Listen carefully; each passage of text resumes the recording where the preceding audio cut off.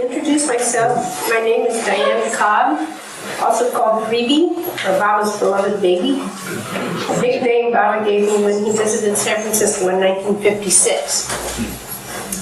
Just yesterday, Steve Berry and I were trying to work out the title to this talk. We decided on something like Times and Changes with Meher Baba, because each time I met Baba, he was so different. It was almost like meeting three different people. And the differences in him really required change in those around him too, I think. I know they sure did for me. Also, during the talk, I'll read two letters from Meher. At Baba's wish, Meher and I exchanged letters for many years. And I brought along the text of two of these letters, one referred to as the juicy letter, at Steve's suggestion, that will give a bit of the flavor of her letter writing. The letters are a bit lengthy, and I'm going to call this talk short, so get ready. When I first met Baba, I was just 12 going on 13 years of age, but I'd been waiting to see him for years. Ever since my dad, Blood Dimple, had told me about him when I was about 8. Right away, I was strongly attracted to him and began to pump my father for anything I could learn about him. I think my mom didn't really want too much to be let out, but I kept, asking questions. Let's see. And when I was even younger than that, I had always been so attracted to India and felt that by some mistake I hadn't been born there. And I'm telling you, I would go to the library and I would pick out any book that had the word India in it, and I would open it and there would be that word. If the word was any place in the book, that's the page I'd open it to. That really did happen so many times. And so when my dad told me that there was, I once asked him, who was the greatest person in the world? And he sort of looked down a little and he said, the greatest or the most famous? And I said, the greatest. And he said, well, it's a man, and he lives in India, and his name is Meher Baba. And I thought, he lives in India? He must be God.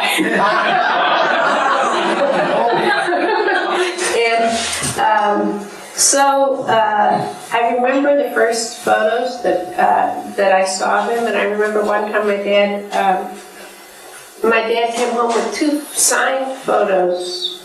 So, sometimes Baba wrote, I am the highest of the high and the lowest of the low, and then Mani, I think, wrote that part, and then Baba wrote the part underneath. He just signed his name. And there were 2, and my dad got to keep one of these framed photos. And it was like, which one do you like? And I right away had no question, but I liked the one with the long hair down. And my dad got this little look like, I didn't really like that one so much, So he said, well, I'll put them behind my back. And you can pick which one. So I picked one hand, and I picked the right hand. And I thought that Baba was like, yes. I felt like Baba had wanted me or had helped me to do that. I was sure that was from him.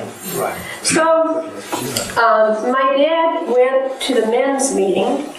I forget the date of that, but it was in India, and it was a group of men from all over the world that came to see Baba. And when he came back, and even before then, he just wanted to spend his life with Baba in India and was very insistent about it. I think he often wrote Baba about it. And I kind of caught that very much from him, and that's where I want to spend my life too. See, I didn't really put 2 and 2 together and realize that if he did that, I would be growing up without a father probably.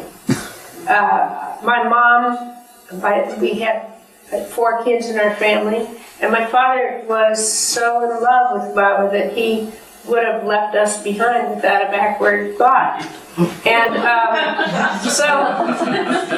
but I didn't think of this. All I thought of was that I wanted to see Baba. And one day that did happen. he returned to the United States in 1956. And I can remember that morning so well. Baba was coming back from Myrtle Beach, where my parents, including my mom had gone back to see Baba for the first time, so we don't know, who knows what went on there, you know. But Baba was coming back with a group of the people who had been with him in Myrtle Beach to California, and we were in the airport waiting for him, and we was Murshid Adus and a group of Baba lovers and Sufis who were waiting for him to come in. Many of them had never seen him, of course, before. And I was pretty much hopping from one foot to the other, you know. And then Murshid came in to the concourse where Baba was going to come in, and there was a table, I remember, and she set down a big rectangular box. And she opened this box, and in it was this big, fluffy, long, yellow carnation garland. So beautiful. And she said that Edamidi, who was the daughter of the previous Murshida, would, because she was the oldest Sufi there, she would be the one who would get the garland Baba. So we started waiting for Etta to come, and she didn't come. And after a long time, she didn't come at all. And so people were beginning to sort of look around, and then Murshida finally said, if Etta did not come, then Diane, the youngest person here, would get garland Baba. So he's like, oh, stay away. So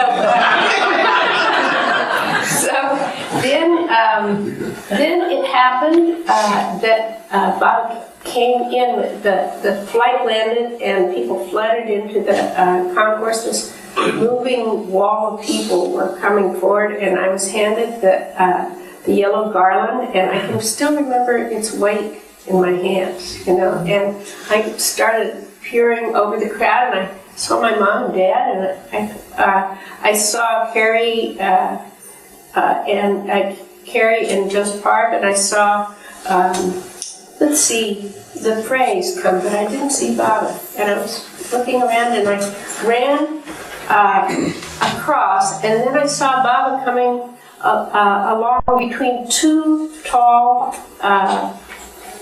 men. First I saw the two tall men, and then I looked between them, and there's this little short guy. And that was Baba. And he was just striding along, and it was as though he was the only one living there. That he was so full of energy. That was the thing that you saw right away. And he was sort of glancing around from right to left. And I came running up to him, and I put the garland on him, and he looked right down at me very directly, and then gave me a big hug, and then he was gone. And so I was running after him as hard as I could. And in that kind of pushing crowd, I found myself running alongside my Aunt Eleanor Smith, and that was the person who, in later years, was the person also who was running after Baba with me really hard and trying to think of ways to get close to him. And the very few times that we saw him. Well, see, that first time that Baba came to the United States was like kind of like a miracle for me, because for some reason that I don't know, that was the time that Baba chose to make an extreme pet of me. He took me just about every place he went, and he told me things that I would need to know my whole life. And he made me feel like he particularly loved me, and that I had some kind of special gift for loving him. That was the first time I saw him. You know, the first time I remember so much that my dad had, what he'd done was he had managed to get an apartment right opposite Baba's in this little side court. I remember the flagstone pavings. I remember it was a sunny place. And that first afternoon, he had us kids line up, and somehow he put me last in this line, and Baba came out of the apartment and greeted the kids with, pinch on the cheek or smiled down at them, and then when he came to the end of the line, he gave me such a strong hug. And of course, what would you think? You would think, oh boy, he especially likes me. But that was not the only thing. I mean, I definitely that time, if you had an ego to start with, you would have a better one by the time I left.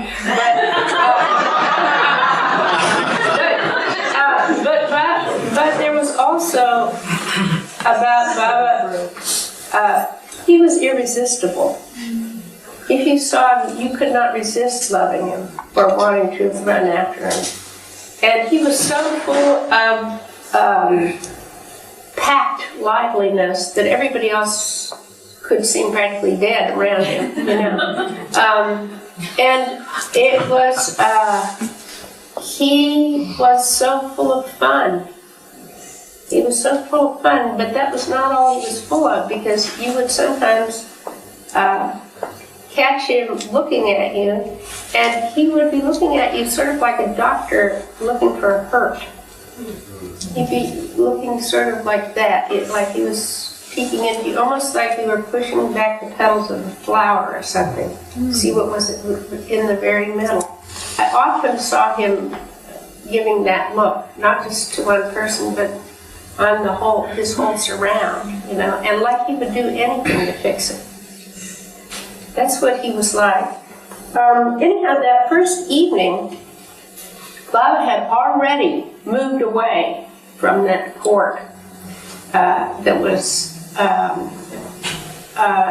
where we were just opposite Baba's apartment. He had already moved to a different apartment. So I remember being in ours and all stirred up, wondering when I would see Baba next. And just as the sun was going down, in came Torianne Frey. She was Fred and Carolyn Frey's daughter, and she had a tray full of glasses and fruit. And she sort of set them down, and she said that her folks wanted her to bring these to Baba, but she needed a place to wash the glasses. Could she wash them here? And I said, I could wash them. So she said, okay, you can do that. So I washed the glasses and dried them carefully. And then I said, could I go with you? And she said, why not? So it was like, yes. So I can remember going through the warm night up the steps with a tray full of blinking glasses and getting closer to Baba's apartment. And on the other side of the screen door, Erich was close by the door, and then further in you could see Baba was there. And Erich opened the door to take the tray of glasses, and then Baba gestured that I should come in. So I went in, and Baba sat me next to him, and there were grapes on the tray, and he started to feed these grapes to me. And for the life of me, I don't know what he said at that time, but whatever he said, I can remember the gist of it, which was like, how could you have forgotten? It was like, how could you have forgotten? And as though a lot of terrible stuff had happened that I was unaware of because I'd had a pretty good life, but must have been in lifetimes past, He said, you've been through a lot, but that's over. And you're back with me. And that's the only thing that matters.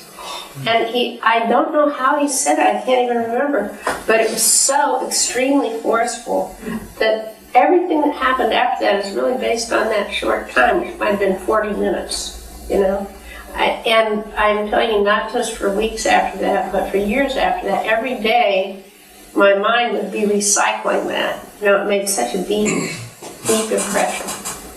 And it's still like a well that I go back to draw from, And yet I don't know exactly what was said then. And then at the end of that time, of course, I had to go. And but I was in the lucky position of my dad was usually Baba's driver. So I got to go all these different places with him. Now I got to see where I am in this talk. Do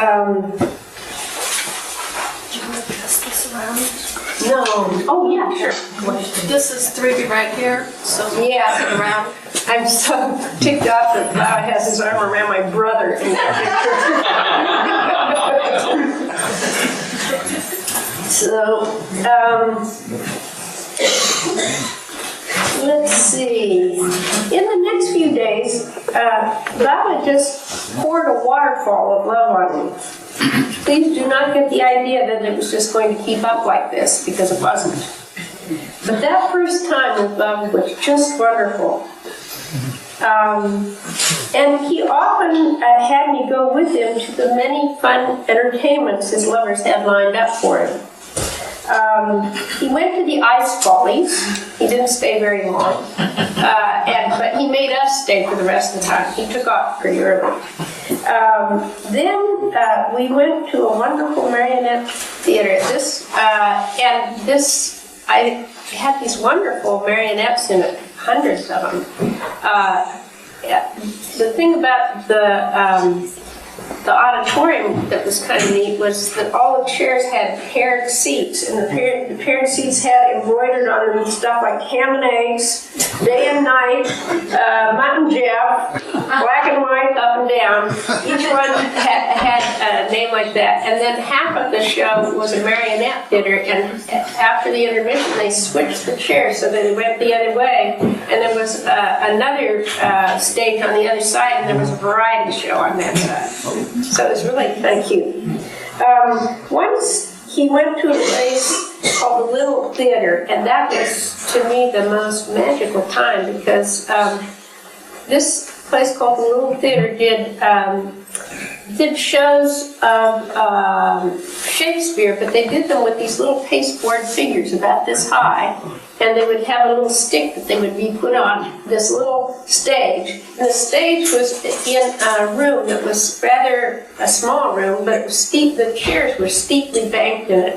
When we got there, and the stage would be way down at the bottom, and you know that's a very magical play. With fairies in it and all kinds of magic. So when I got there a little late, and the room was already dark, and I think the play had already maybe started. And about halfway up, I saw Baba was there, and sort of gesturing for me to come over. So I kind of, stumbled my way up the steps. And then when I got to Baba, there was no chair for me, so I had to sit on Baba's lap.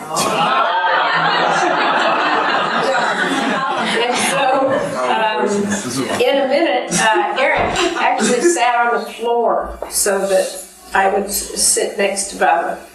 And then I just remember that whole evening as being like some enchanted evening. That's what it was like. It was very magical. But what you were watching was like that, and being next to Baba was like that. Then, let's see, one thing that it took me a while to figure out, years to figure out, was that Baba is for everyone. I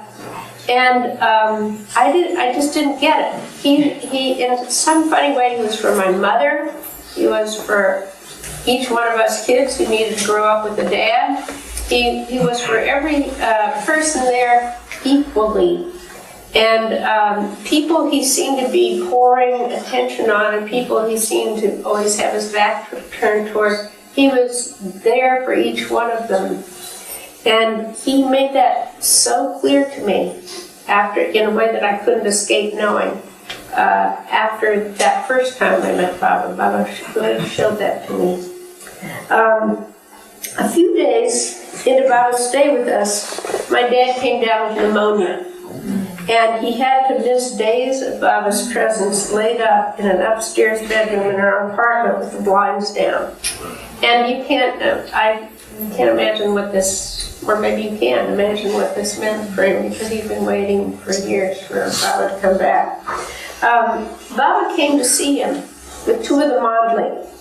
Dr. Nilu, who really did look sort of like a brownie, you know, he had this little upsy eyes like that. I think Audie also came with him, but I don't really remember exactly.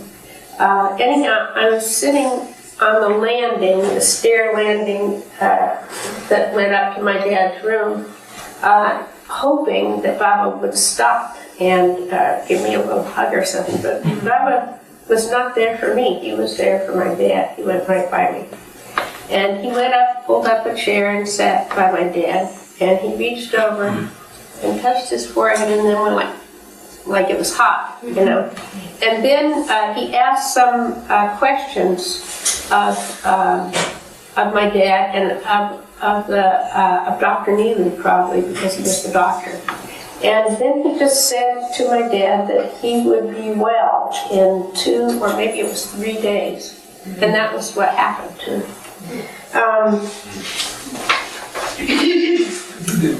Though my dad loved Baba, my mom really did not. How could she, when my father was so anxious to run away to be with Baba in India, leaving her with 4 kids to raise? She was not aware that Baba was on her side, as well as on the side of us 4 kids who needed a father. Anyway, she was at Holiday Lodge under protest. Probably she felt pretty alone and without any sympathizers. And here was her daughter running around with this character being made a pet of by him. My birthday was coming up, right up, and my mother, getting me alone, suddenly announced that for my birthday she was going to give me a home permanent. No! I was horror-stricken. I had just gotten through a few years of being a tomboy with short hair, and very slowly my hair had gotten long again. I found myself taking a new interest in looking pretty, and I loved my long hair, though I never really brushed it very much. My mother really didn't like it, and she wanted to cut it.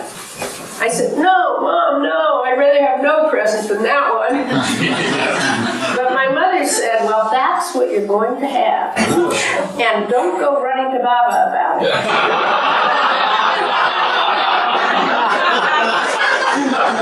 You have to stay right here in this apartment. She left the apartment to go downtown. Minutes later, there was a knock on the door. And there was Mercer the Deuce's pretty daughter, Charmian, and little Tara Frey. They wanted me to go off with them to have some fun. I sadly explained why I couldn't, and they also were just as mad about it as I was. But they had to go off, so they did. And then, it wasn't many minutes later that when they came back and they said, "Baba wants to see you right away." So I was like, "Bye, Mom."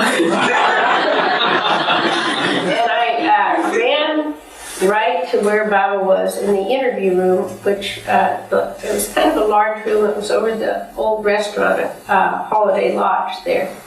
And I came into the room and only Baba and Eric were there. And Baba said, "Tell your mother she is not to cut your hair. I like it long." So he had me repeat that 3 times. And so, as you can imagine, I went dancing back to tell my mother, and through clenched teeth, she had to accept it. She just had to accept it. And it sometimes seemed that sometimes Baba would make someone really mad because that would kind of keep them thinking of him, you know. And my mother eventually became a Baba lover. That afternoon. And then I kept my hair long for many years after that, until I was in my 30s. Until the end started to split. I could just about sit on it. And then I finally figured out that keeping my hair that length was keeping me a kid. I don't know how to explain that, but that's what was happening to me. And that Baba didn't want me really to make a fetish of my hair for my whole life. he wanted to help a kid who had no other way to speak up for herself. You know? So when I finally cut it, it felt right. These few days were full of wonderful happenings that I've treasured all my life. Naturally, I thought Baba would always be like this to me, that he would always make me feel like someone especially dear to him, and never make me feel, for instance, jealous. But that was not so.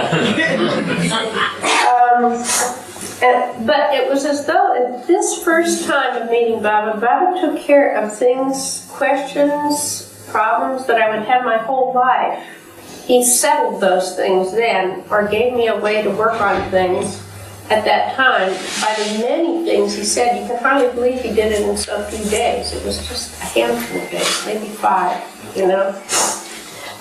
One of the things I remember is once I was walking along with Baba on the sidewalk, and little Tori Ann Craig caught up with us. She was a little girl, and she said in kind of a melodramatic way, you know, I hate myself. I just hate myself. And Baba just turned on her and said, you must never say that, or even think it.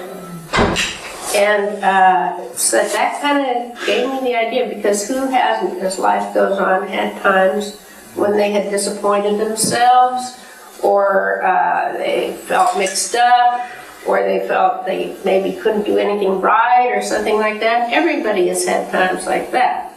And it was as though Baba made it clear right then that sort of like, I made you, and I like what I made. Once, as he was walking, let's see, wait a minute. Baba visited some people's homes, such as Fred Frey's, the Harms, and Mariston, the lovely woodside mansion Mersha deduced had finally been able to acquire as a future center for Sufism reoriented. And she'd been working on this for many years. I got to visit these places with him, and it's interesting to note that every home he visited had to be vacated by its owner or sold not long after his visit. Around Baba, everything got speeded up and gone through much faster than in everyday life. Like that.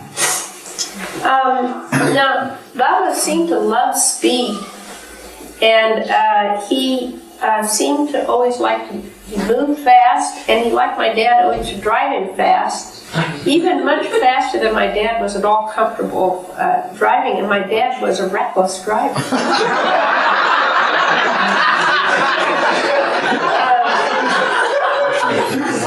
So I can remember going across the Golden Gate Bridge and Baba giving some incredibly short number of minutes by which he wanted to be back at Holiday Lodge, and my dad was, you know, just diving through all this traffic, and he didn't look very, he looked very anxious, you know. And he got there a little late because it wasn't really humanly possible to get there on time, but Baba forgave him, you know. But Baba always, I was used to my dad's super fast driving, but I did note that it was going even, you know, quite fast. Once Baba had my dad drive down Lombard Hill very fast, and you all know, do you know Lombard Hill? You know, it's sort of hairpin curves. And I remember that of the two Motley who were there, that was Nilu and Eric, that Nilu did not look like he was enjoying it. But Baba was really happy he had my dad do it again. So on that way down, just as we were going down, I said to Baba, you know, everybody else has nicknames. Why don't I have one? So not everybody did. That was an exaggeration, but for instance, Baba had named Miriam Florsheim Energy. He had a gesture for her, and John Bass didn't have a nickname, but he had a gesture because he drove a lot. And also, Baba had nicknamed Charmian Deuce Gigi, or Good Girl. That's one thing I've heard of. But anyhow, he had many nicknames like that. So Baba said, I remember he was to my right of me and was in the front seat of the car, and he was over near the glove compartment. And he said, I will give you a name. It will be a special name. No one else will have a name like this. And then with his hands, and I can't remember the gesture, but it's like, he said, there's B, and there's B, and there's B. 3 B's. Baba's beloved baby. And then Erin, she was in the back, and I think he thought I talked too much. He said, Baba's babbling brook.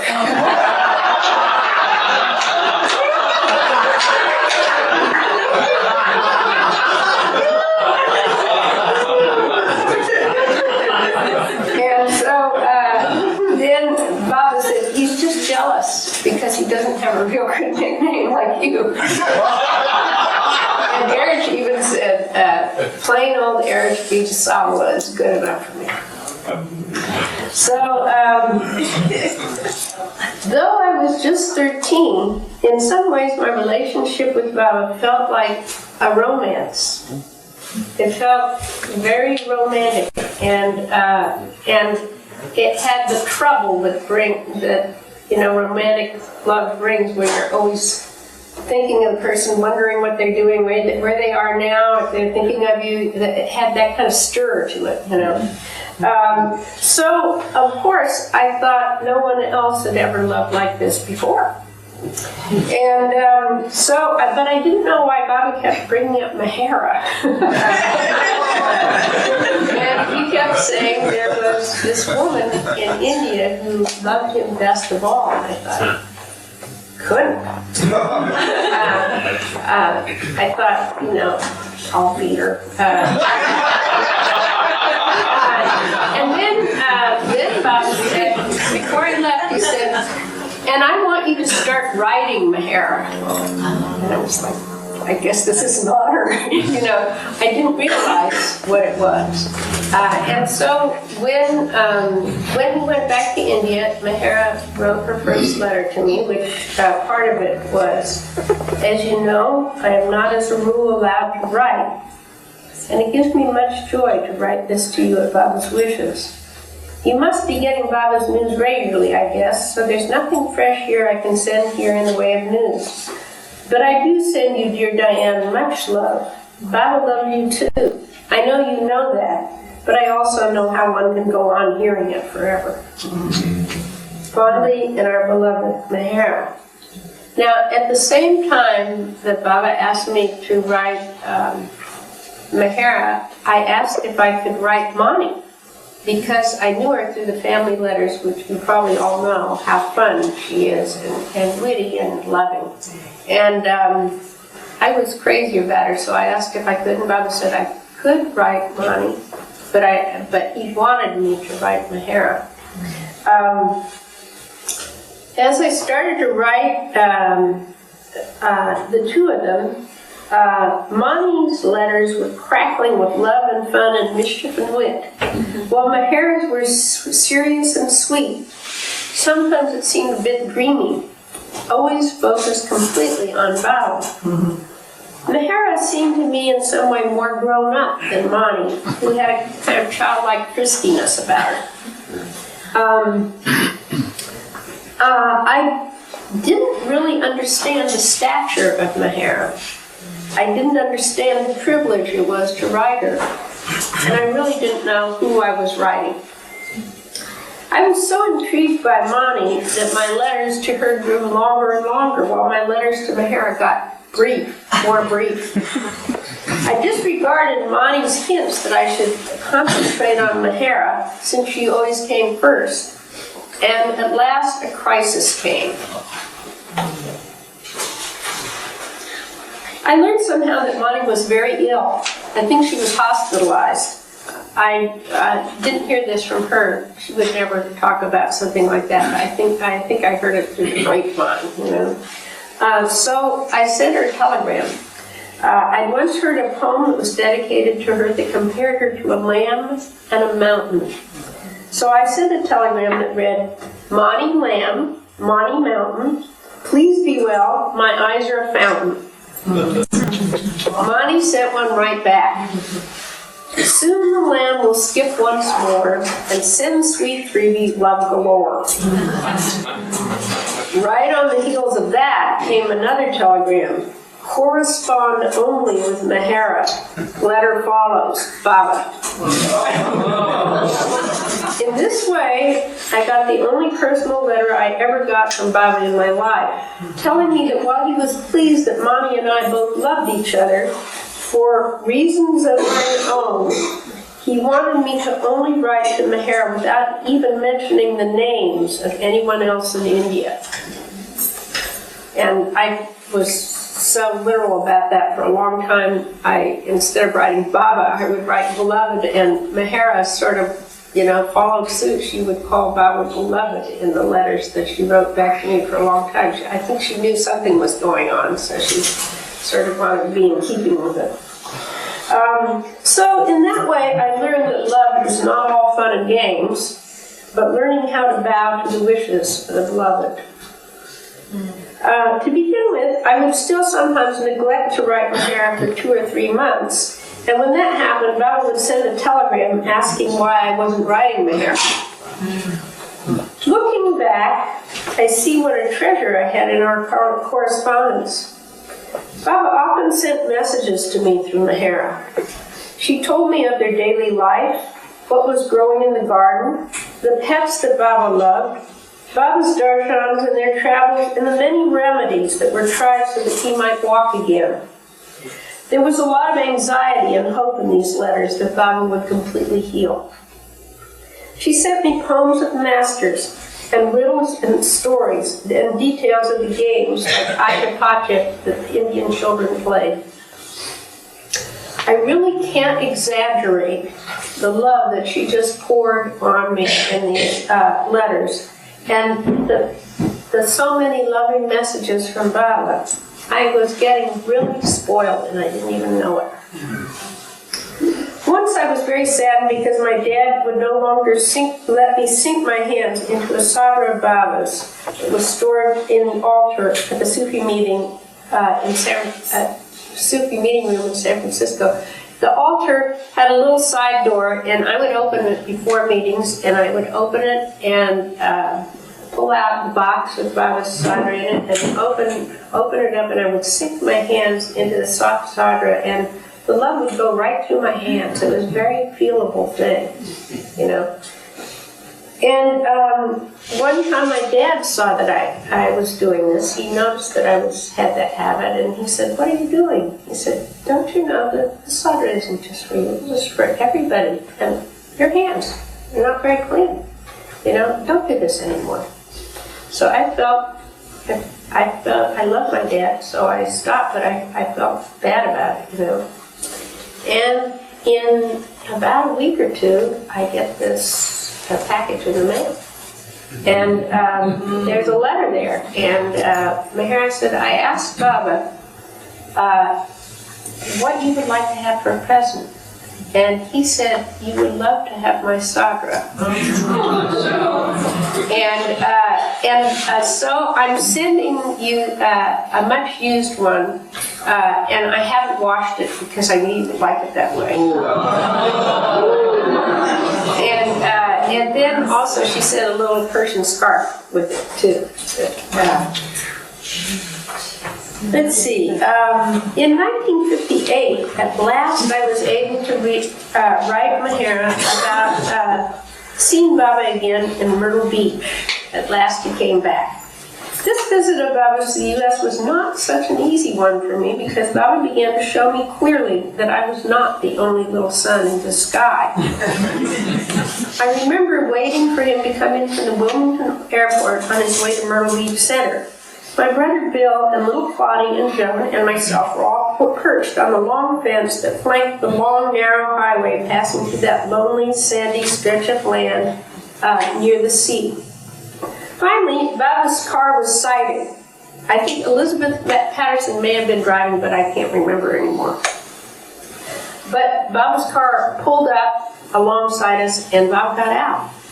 Now, maybe because I was now a teenager, I found, to my surprise, that I hung back a bit. finding myself looking to see if I could see he was God. Then, just before I could think twice, Baba was back in the car and had rode off again. And the minute he did that, I just, in the most automatic way, began to, as quickly as I could, get to Myrtle Beach. I crossed the road, I went right down to the sea, and I began to run along the sea in the direction of Myrtle Beach. And I ran until, you run and then you have to walk for a while because you can't run anymore. And then I ran again, and finally I came to a chain link fence that was going right down into the sea, and it said, Mayor Center on the lakes, private property, keep out. And so that I didn't know what to do, And then I heard someone calling my name, and I turned back in the direction I came, and Kitty Davy was running down the beach and saying, 3B, Baba wants to see you, So I ran back and got the car, and I remember I rode alongside the formidable John Bass, and he kept saying, how come Baba likes you so much? So when we got there, we went to the interview cabin, and Baba was there in, I think, an armchair. And around him were old-time Baba lovers like Elizabeth and Kitty and Margaret Trask and Beryl Williams. And I forget, there might have been 6 people there. And my dad also came in. Baba right away started asking me questions about my knee because I had an injury to my knee. And then all of a sudden he said, we are all here because of 3B. And I thought, something's going to change.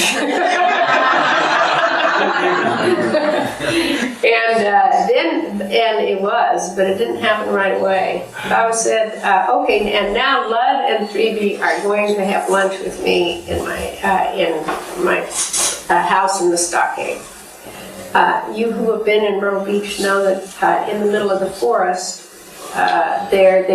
Elizabeth has built a lovely house for Baba that's inside a stockade, a wooden stockade. So we went there, and I remember the brick entry and going into the nice little living room with the bookcases against the wall and the Persian rug. And we were told by one of Monley to wait there until Baba was ready to see us. And I was so, flighty that I sort of popped up from where we were sitting and began to look at the bookcase. And my dad said, just sit down. Sit down. You can sit down. But we should do what has been asked of us. So I remember sitting there, and in a minute in came Eric. He didn't have any top on. He was bare-chested. He was wearing pajama bottoms, and he smiled a little self-consciously, But he sat down, and I think he had a notepad and a pencil because he was there to take dictation for Baba. It was kind of hot afternoon. And then in came Audie, and then in came Baba. And Baba was just all in his white sadra, without any coat. And he looked like the sun, came, and he sort of even slightly parted his arms like that. I think that's my memory of that. And then he sat down, he asked a few more questions of us, and then had us come into the kitchen to have lunch. And the way the kitchen was in those days in Myrtle Beach is that there's a counter that ran along one side and stuck out at one point and kind of divided it into 2 areas. And the Monley were in one side where they were eating, I think, around a card table, and we were eating around the card table with Baba in that side. And we were served chicken and spinach, and I can't remember what the starch was. But as we were sitting there, Baba began to say things like, he began to ask questions about how I was doing in school. And see, I always thought that I was a pretty smart kid and that I could do anything I actually felt like doing, but I just didn't deign to do everything that was being taught. And so in a couple of subjects I usually did really well, and the rest I did pretty indifferently in. And so my dad had to say, well, you know, 3B's grades are not all that great. And Baba said, is Bill, who's my brother, also not intelligent?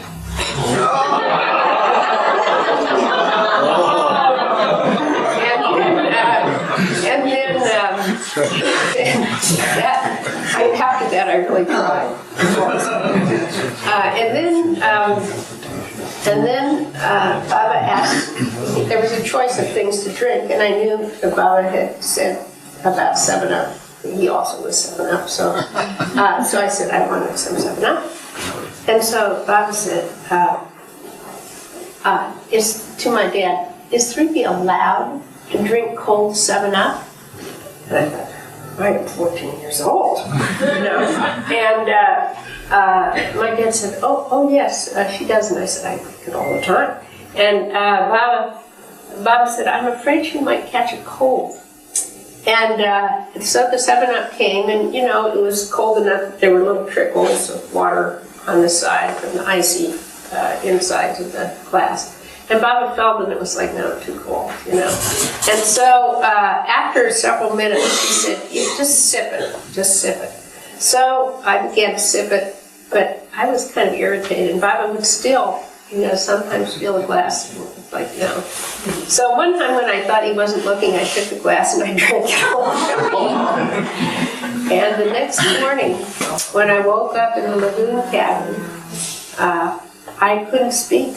My voice was gone. I had such a terrible cold that I couldn't. And Baba had already said that he wanted no one with a cold around him at all.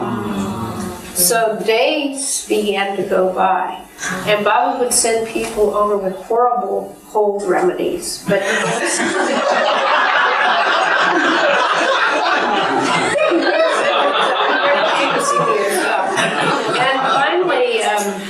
finally, when I did get well, he had a new favorite, Charles Haynes.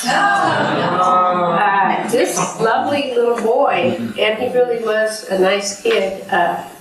You've seen him, you know, he has, in those days he had very nearly white blonde hair. And was a very sincere kid. I remember once he showed me this box, and inside it was this white Bible that his minister had given him. And I don't think he knew about Baba, except that he loved him. And Baba actively began to make him love him, you know, and began to take him in the car every place, and to bring him to his house inside the stockade. And whenever you didn't see Charles, you knew he was with Baba. And with me, now there were, whereas when Baba came the first time, there were maybe 40 people there. There were a couple hundred people in Myrtle Beach, and I was always someplace in the middle of the crowd, and I was very lucky to get a look, you know. So I became very anxious and frantic. And luckily, my Aunt Eleanor was there, and she sort of knew my history with Baba, and she was kind of on my side. And so we used to think of all kinds of plots of how we could get close to Baba. Looking out the front. So anyhow, it was a big success, and Ellie and I thought, you know, why don't the woman have something like that? You know, and I thought, we can think of something, and we finally decided on something called the Stinker Club.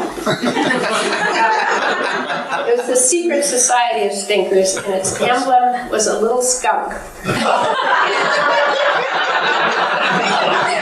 And the idea was that we would by fair means or foul, we would get in to see Baba. That was the whole thing.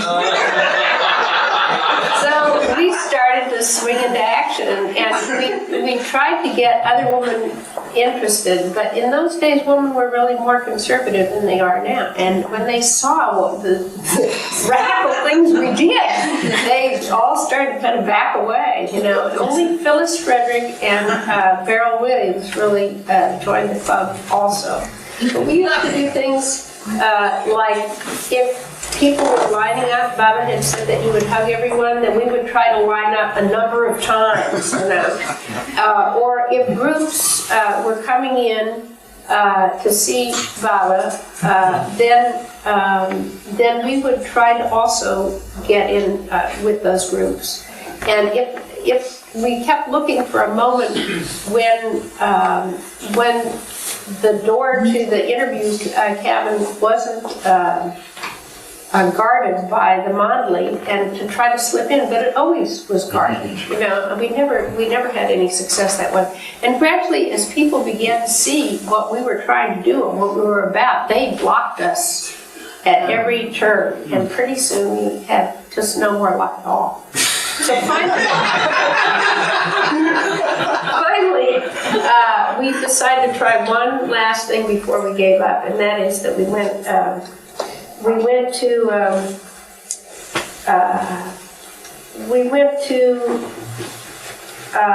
Kitty Davy and asked her for some shirt cardboard. And with this shirt cardboard, we made all these stinker cards with a cute little Disney-esque skunk on them, and on each one was a name. And I remember Eric's was Magnolia, and this one here sort of is like a blow up of one of those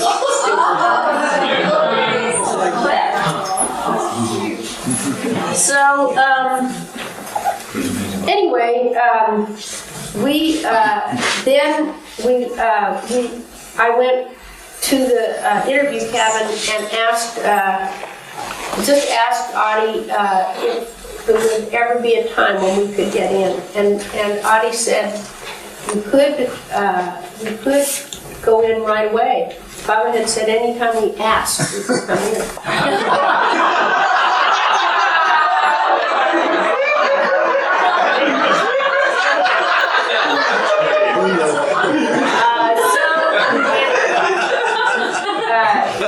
We went on in, and Baba, Ellie was. She was going to be our spokesman, but she actually was nervous. She was holding all these cards, and her hands began to shake. And so I just took the cards, and I told Bob he was president of the Stinker Club, and that he was the biggest stinker. And he laughed. He laughed so hard in his nose, like. And then we were, just as we were getting comfortable there, out. We had to go out. So now this talk is getting a bit long, so I think I'm going to leave part of it out here. That's what you say. Now, I'll just, anyhow, there were... We have a little extra time. Yeah, I don't know.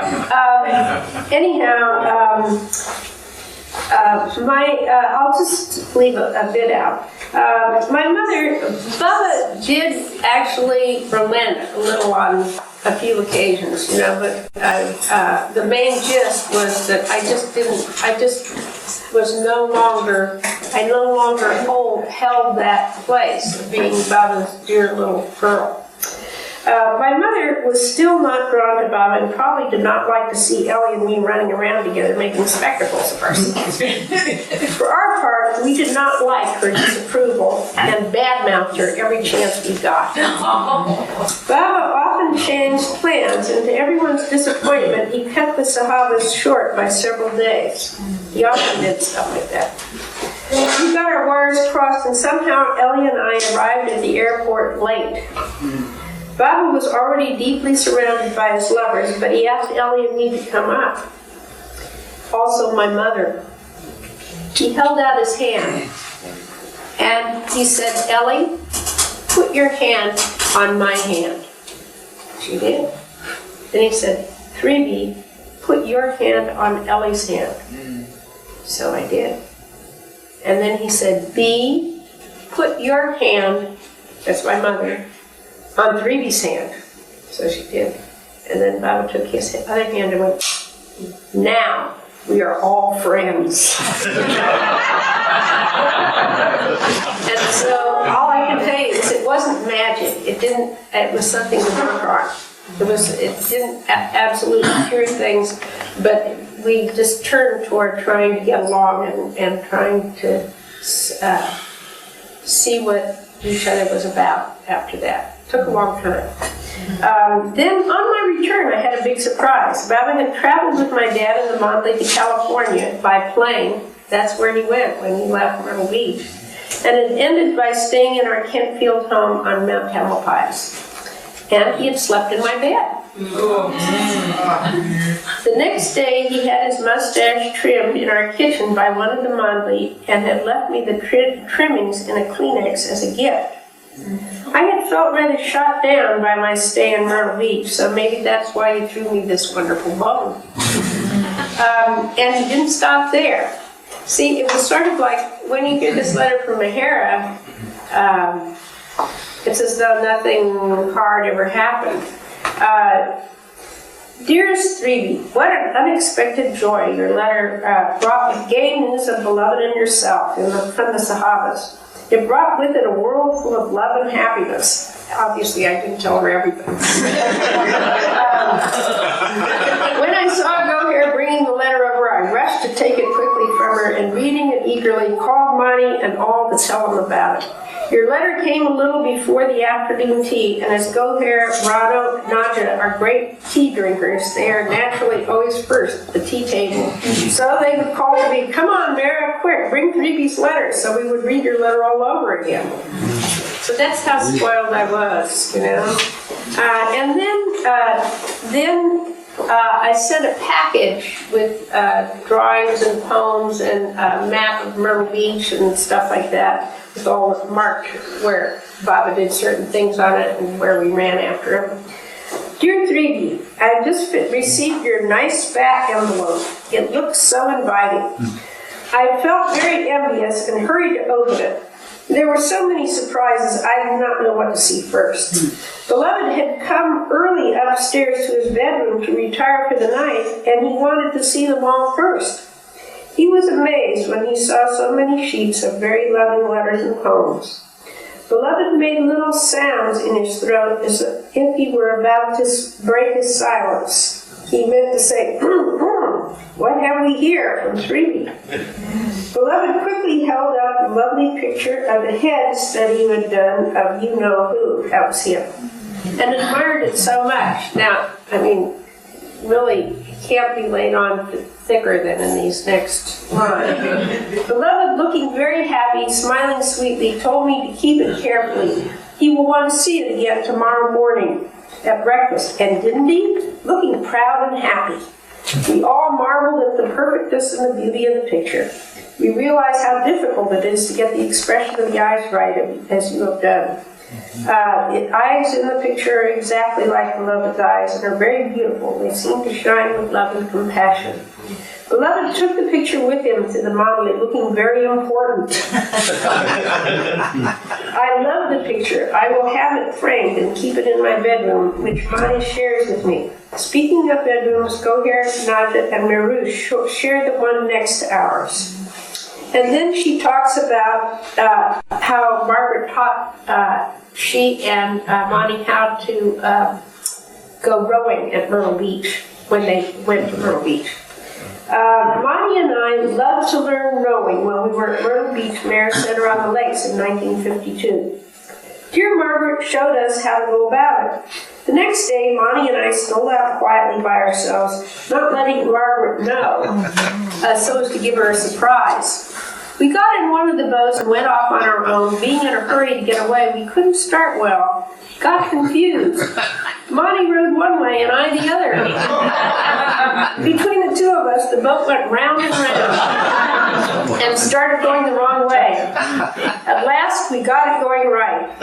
We got quite elated and kept an eye on the banks to wave nonchalantly to anyone going by. In the midst of our elation, who do you think appeared on the scene? Beloved. He waved to us to come back and be quick about it. We rode back as fast as we knew how, and as we reached the bank landing, Beloved was gesturing to us. I looked up at Baba to see what he was saying, holding the pole that was meant to tie the boats. And before I knew, the boat was drifting away under me, and poor me clutching fast to the pole, I could not let go. It was too late, and I could not save myself. In short, the climax was that I fell in the water. Luckily, the water was waist high.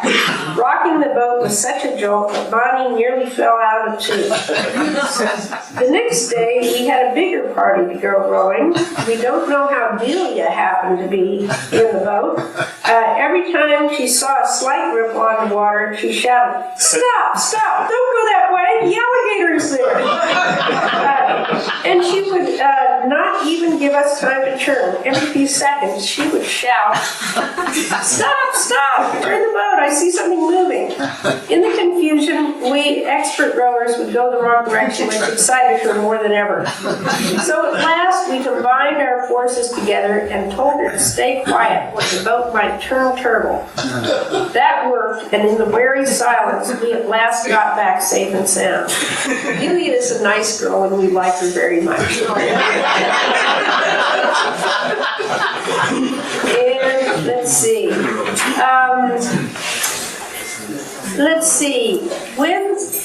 There's one important thing that I haven't discussed, and that is how Baba was doing physically.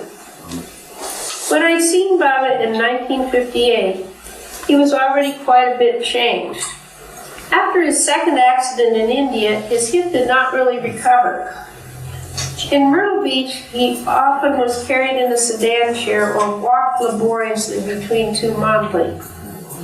When he sat with us, as he often did, his infirmity was disguised, but his whole appearance and manner were in some way quieter.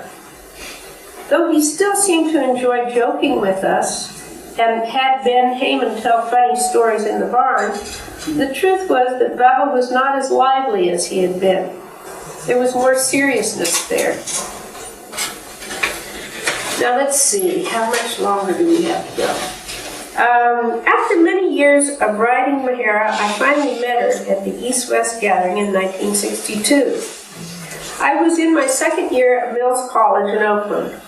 Arriving in Pune at the Turf Club Hotel, I got a phone call, and it was Mehera, inviting me to come see Baba before the darshan officially opened. Now, you who have heard Mehera's voice know what a deep, sweet, thrilling voice she had, a little garbled-like. It was so deep. It changed. Just hearing her voice changed in a moment all my ideas of what she was like. I rushed off to Guru Prasad in a tiny Indian taxi, the kind that used to be called a bumblebee. I was led off at Guru Prasad, a small white marble palace with Victorian statuary and a long driveway going up to it. I had my suitcases still in hand as I went up the steps and came in the glass doors. Baba was at the other end of a large, dim hall, enthroned on a sort of dais. His men mandali were standing to one side and his woman mandali to the other. As I approached Baba, I had a terrible shock. Now, I have to tell you that I didn't just run right up to him, because I was kind of running through what had happened, and I knew that Baba was not so safe. You could get hurt. And so I was feeling a little careful. So instead of running there, I kind of walked. I wanted to see what I was getting into. And so as I walked and came closer, when I got close to him, I had this tremendous shock, because Baba looked really, really old, and really like it was hard for him to move. You can't imagine the giant change in just a few years, and Baba just looked at me and said, "You should have run to me." So then he had me go to be with Mehera. For me, this whole time in the East-West Gathering, was the time when Baba made it clear, at least to me, and I think that I'm not the only one, that any fantasies of someday joining him in India were over. Those days were gone. He was coming toward the close of his life, and we were going to have to start working on a different sort of connection with him. He was turning into something much further away, much more detached and impersonal. That's the only way I can put it. You know, he was turning back into God the Father, and no longer going to be the vivacious, beautiful, adorable God man that he had been.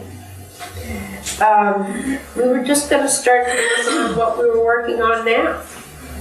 You know, connection, a true connection with him in the real absence of that lovely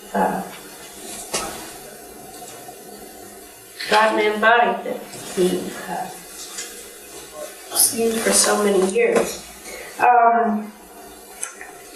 In the long afternoons, under the great golden yellow pandal awning that stretched behind Guru Prasad, Baba sat on a dais for hours doing this. For hours. And meanwhile, people would come up, they would give speeches, there would be dances, there would be songs in different languages. Baba would keep on doing this. Birds would come under the pandal in the hot afternoons, and they would begin to fly up and down that huge tent, which to me looked like it was about an eighth of a mile long. There were so many thousands of people under it. And then they would fly up to the top, and they would fly around and around Baba's head. And then they would go back, you know, flying up and down. And this is hard for probably anyone here to believe, but as those long afternoons went by, long and hot, thousands of people going by Baba, and you weren't right up there close to him, you could feel a little bored, you know? As these hours went by, it was afterwards, when he left at about 5 o'clock and went home, that the feeling of love was so intense. And I can remember going to the Turk Club and really feeling like the love was leaking up from the cracks and the broken cracks in the sidewalk, you know? It was so strong. But when you were there, you didn't necessarily feel, I didn't necessarily feel it. During this time, Baba was constantly asking me to go be with Mehera. I found her a wonderful and queenly figure, very beautiful in her red and gold sari. Her eyes seemed eagle-like to me, and she had a wonderful laugh, like a little girl. She had an air of easy command with the other woman modeling. She took me to the women's quarters, fed me rose water, and gave me many presents, including a pink wedding sari with a pink sateen top with seed pearls sewn on it. The sari was pink nylon, which in India, believe it or not, is more valued than silk. She said, "You will get married, won't you, Freebie?" Now, I had not been thinking of it. I really had wanted to join Baba in India. But I felt almost like she was telling me this was going to happen. And then when I got back to the United States, within the first month, I was already really in love with Diane Cobb. And after a long and stormy romance, we were married. Not forever, for 10 years, but it was a very lovely time for a lot of it. Baba did not give many interviews at all at the East-West gathering. In fact, he thanked the audience of Westerners for the sacrifices they had made, leaving their jobs and families to see him, but now asked for one more sacrifice, that we not even wish for a private interview. This is not really that possible to do.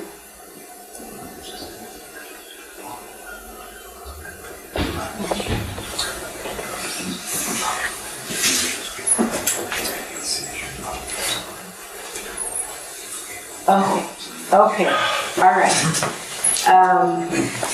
there's more time than I thought.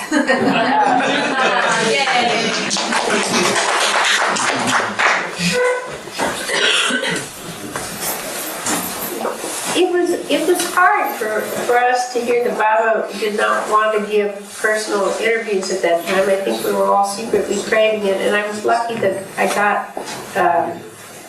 got a few of these, I think because of Meher. Baba came to the woman's quarters on Meher's arm to see me. You could see how hard it was for him to move.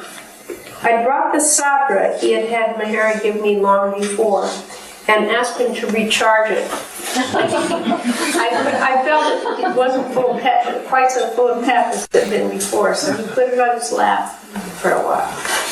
And then also, does anyone here know Mimi Gray? Mm-hmm. Yes. Well, Mimi had wanted so badly to come to the East West Gathering, but her folks wouldn't let her.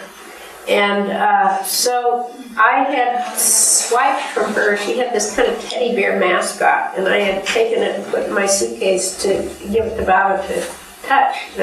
So I told him about Mimi and her troubles of not being able to see him, and he said, I see her. And then when I gave him Mimi's bear, and Baba went smack. And then he handed the bear back to me. And then in a minute he sort of looked up like he was forgetful, and he said, did I hit the bear? And I said, yeah, you did. And so it happened that when I brought the bear back and gave it back to Mimi, then all kinds of stuff happened in her life really fast, really fast after that. And some of the stuff was rather hard, I would say, But by the time it had run its course, she was sort of liberated. Always very loving toward her parents. I would say she was free from that at that point.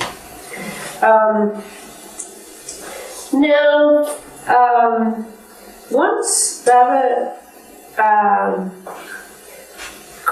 called me to see him in a little room off of Guru Prasad's main hall. Now in India, very often between rooms, instead of there being a door, there's a curtain hanging. And this particular room had both a curtain and also a glass door with little panes in it. And when I reached around the curtain to open the door, I still have this memory that I saw right through the skin of my hand, the room. That's my memory. I really don't know to this day whether I'm making it up, but my memory was that I saw the room with Baba in it through the skin of my hand. And then I came into the room, and Baba was sitting there looking very old. And Meher was with him, and she was brushing his hair. And she was looking at him like he was the most handsome, beautiful man. Just in this completely giving him these glances that he would give to such a beautiful and handsome young man, and just so thrilled that he was letting her brush his hair, She must have done that all the time, but to her it was like, oh wow, thank you, And so Baba suddenly asked me, what will you do with your life, 3D? And I think I'd always had some kind of muddled idea that I would do something in art, because there were artists in my family and a lot of artistic people, and I thought for sure I was going to do something with the ability that I did have some ability. But I was surprised to hear myself say, paint scenes of the lives of all the avatars. Now Baba didn't say yes and he didn't say no. But once I got back to the United States, I guess I kind of thought, why did I say something like that? That's not what my idea is, particularly at all. I really wanted to be a more modern kind of artist like that. I didn't want to spend my time copying photographs. I had a certain idea about what art was and what mainstream art was, and I wanted to be part of that, darn it. And so I began to try hard to be an artist like that. And I tried, and I had good success, moderate success, no success, a mixture of all the above. But I didn't know why I was painting. I didn't find, after a while, I didn't care about it, you know. And then an occasion happened. Well, I guess I'll tell about it since there's more time than I thought I was going to have. What happened was that I was going to have a show at the College of Arts and Crafts, a show on campus, not in Oakland. Do any of you know that? Yeah. Anyhow, on campus there's a little gallery, and I was given a show there, and you know, I took myself pretty seriously. Bill Donahue was the curator, and he asked me if I would give a show there. And I said, artists are so funny about this stuff. It's like, I am not ready to have a show. Because, you know, that means that you don't have enough works that are consistent, you know, that have a consistent look to them. And so I said, I wasn't ready to have a show. So he said, well, why don't you have a drawing show? Because I had hundreds of drawings. I did drawings all the time. I never particularly thought about it, but I did lots of them. So I thought, yeah, I could do that. So that's not very important. I could do that. So I matted up a whole bunch of, maybe about 40. And then Bill Donahue, who is a Baba lover, said, where are the Baba pictures? And I wasn't really planning on having any. And so I thought, you know, if you really love Baba, then maybe you should put your money where your mouth is and have at least some pictures of Baba in this show. And so I did begin to put all the pictures, one after another, until I had maybe 8 pictures of Baba in the show.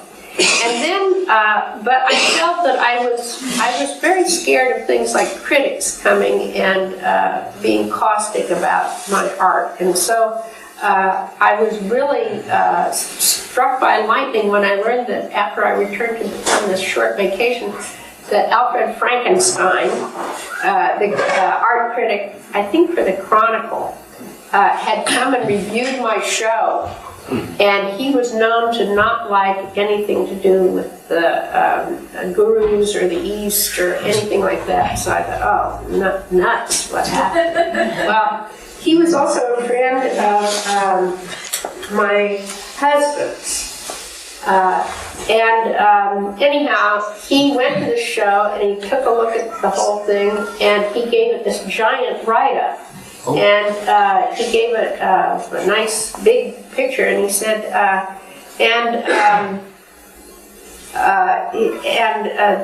there's some also some pictures of people that she met while wandering around the streets of India.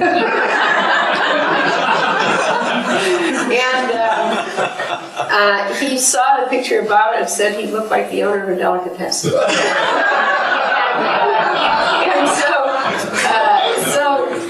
Anyhow, I was miffed because I thought, you know, I thought I was really sticking my neck out, and it really was not much noticed by him. And it made me mad. It made me think that's not going to happen again. I'm going to start painting Baba in such a clear way that no one will be able to not notice that's what I'm doing. And then what had been a problem for me before was doing Baba from, I didn't always like to do Baba from photographs, you know. And I thought, you don't have to, you saw Baba.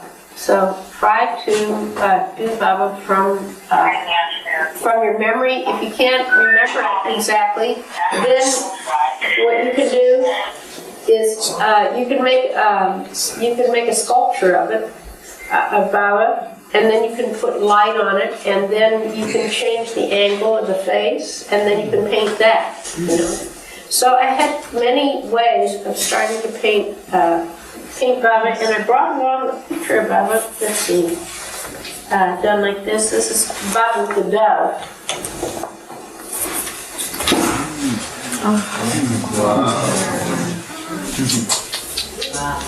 Anyhow, I ended by being a Baba artist, and for about 10 years I supported me and my kids only by that, and I still am a Baba artist. That's what I do a huge amount of. As well as I also paint pictures of children. You know, that's also another thing that I do, and other stuff. You know, I'm sort of like. And you did paint all the avatars. I did. Yes, I did. At one time, me and Tony Davis got into a kind of artistic conversation, and we did pictures of all the avatars together, and that was a whole long period when I just found myself doing it. I found myself being asked to do it by different people, and when I did it, it had a completely different feeling than the other art I did. It came from someplace else, that's all I can say. And I think those pictures are better than most of the pictures I do. Sometimes it came in a very undeniable way, like you might think, well, I'm doing other stuff right now. But too bad, you know, you would find life would gently put you in a position where that's what you would find yourself doing. That happened with the picture of the new life, that Jeff Gilbert began to ask me to paint a picture of the new life. And I thought that was too giant an undertaking, because I thought, you know, think of all the people who are on the new life, to make those valid portraits and all the things they carried and everything, you would want it to be historically correct, you know, and an artist wants it not only to be historically correct, but they want to make it so when you look at it, you see a picture, not a bunch of historical correctness. You want to see the feeling of the new life. You don't want to see little patches of bona fide artifacts. You want to see the whole feeling and forward thrust of the new life. So finally, I found myself working, to my surprise, on this picture of the new life, which kind of goes from about here to about over there, and it took me about, I think it was a year before I saw my fireplace again, because it covered that fireplace area for several months. Now, let me just read the letter that's called the Juicy Letter. If I can just find the start of it. Here it is. This is the last thing on the program. And it's from October I think it's 7th, 1959. Darling Baba's darling 3D, I have started to write this to you this morning, postponing certain things I was to do at the time. This morning of October is an important phase of Baba's work, and the intensity is more. We are anxious it should not affect Baba's health under the strain. Baba is well, but not as hearty as we would wish him to be. She talks about Harry Kenmore's stay there. You know, Harry Kenmore is the blind doctor who was a chiropractor who helped Baba during this time. And he gets to stay there right then. Baba said how fortunate Harry is to be with Baba at this crucial time and to share in his work. Many intimate ones, even in India, wanted to come, but Baba has not allowed them. Harry amuses Baba with jokes and funny stories. The Mali all love him. He dreads the time when he will have to leave for USA, and yet he is ready to do what Baba tells him to, as Baba knows what is best for him. He is studying Hindustani with Francis. Harry has brought lovely and useful gifts when he came. He has brought with him a wonderful camera, which gives a fully printed film only a minute after the snap is taken. After lunch, Harry is out in the garden garden bench under a shady gold mohair tree, enjoying the cool, fresh air, singing and whistling happily. Baba can watch him from the sitting room window, and when Baba is relaxed and in a happy mood, he steals quietly up to Harry, embraces him, and pats him gently on the arm. One day, a little boy who works here was with Harry when Baba came up quietly and tilted Harry's toupee, his sun hat. For a second, Harry was puzzled, thinking the boy was being impertinent. But the next second, he guessed who the naughty boy was, and laughing, tried to catch Baba's hand in the act. He succeeded in the third try. He's a fine man and a good sport. Harry knew Baba's favorite songs would begin the beginning. He brought for Baba a couple of these records. One is sung by Bing Crosby, Baba's favorite singer. Harry had taken tuition in New York to sing this song to Baba and a couple of other songs which he sang very well. The third record he brought was Que Sera Sera, which Baba enjoyed much. Baba does not care much for English songs. He likes a very few that have a certain rhythm. He likes Spanish music better. When Baba was not yet on silence, I remember the first English song Baba sang was the song Swanee, of which the first line is, I have been away from you a long time. Baba has a lovely singing voice. Swanee is also Baba's favorite song. It so happens that I knew this song at school, and when we came to stay with Baba in the ashram, I used to sing it to myself while doing my duty. So, one day, Baba must have heard me and asked what song I was singing. He liked the song and we sang it together. Sometimes Baba would whistle nice tunes as well. And then she talks about Qawwali music. Some of these songs are addressed to God, the Ancient One, beseeching him not to be elusive anymore, but lift the veil and reveal his beauty.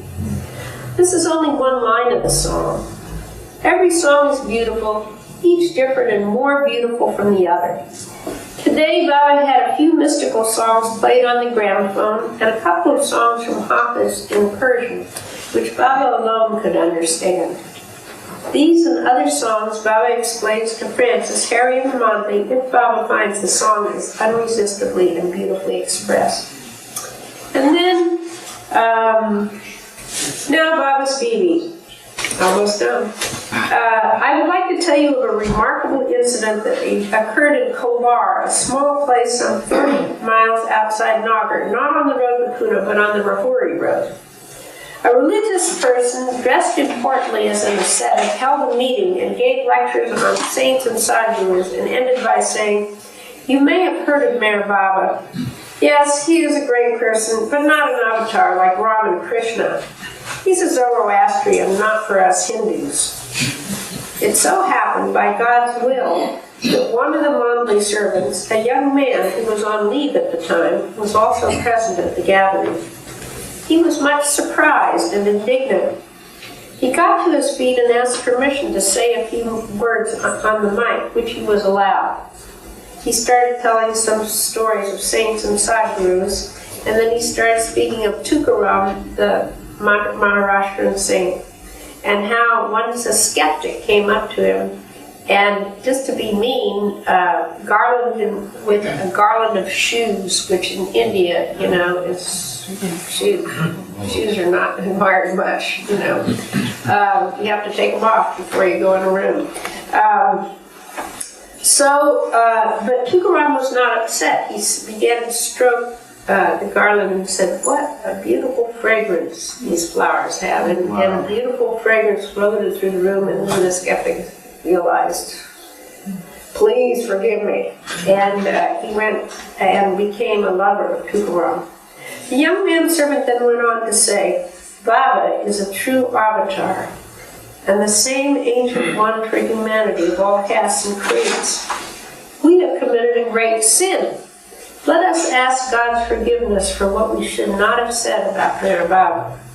At that moment, they all beheld a vision of Baba standing where the microphone was. They were awed, including the important ones there. They all bowed down to Baba. Some hastened to fetch the garlands that were meant for the important persons. They garlanded the mic where they had seen Baba's vision. It must be destined for these people to know and love Baba this way. The village near Meherabad and in Pune, Bombay, Agra, Amarpur, and other places, Baba lovers are doing jap, pronounced like cup, repeating Baba's name 24 hours without stop. They do it in batches for these 40 days. A copy of Stay with God has arrived from Australia. It is a unique book one is touched deeply to read only a passage or two. Baba had the book read out to him 3 times. Baba says this book is a masterpiece. It's so beautifully written. To quote Baba, he who will read this book will have read everything. And in no avatar period has a book been written about the avatar to be read by the avatar himself. Indeed, we have never before seen Baba so enthusiastic. Then she speaks of the Dasara festival in Mysore. The Dasara festival commemorates the victory of Avatar Ram over the wicked Ravana. And Mara describes this festival. The Dasara day is held in magnificent splendor by the Maharaja of Mysore. We had watched from a balcony as hundreds of beautiful horses were paraded in the broad main streets. Also beautiful white bulls decorated with a silver harness drawing old-fashioned silver inlaid chariots, which looked very picturesque. Then came the elephants with designs painted on their heads and beautifully decorated. In the last batch came the Maharaja and a magnificent elephant riding in a gorgeous howdah with jewels, flowers, and lovely silk draperies of brocade. It was a sight for the gods, and of course Baba was there. Then she said that Maharaja was very fortunate because Baba witnessed the pomp of this Dasara festival, and once Baba was the Lord Ram.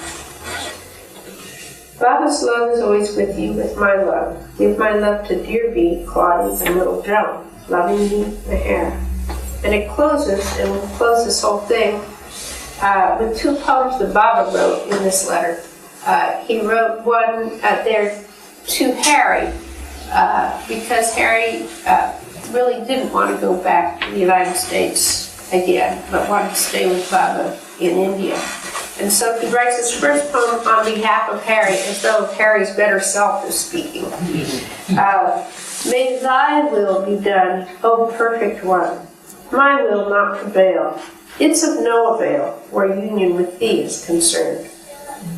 I'll toil and I'll strive while I'm alive, to love and obey all night and all day, till union with thee I have earned. Baba, Meherzad, 4th of October, 1959. And then Baba's answer to Harry. This is the last one. Dear Harry, be happy and merry. Your woes in Meherzad bury. Hurry, Harry, buck up, Harry. My love to U.S. Carrie.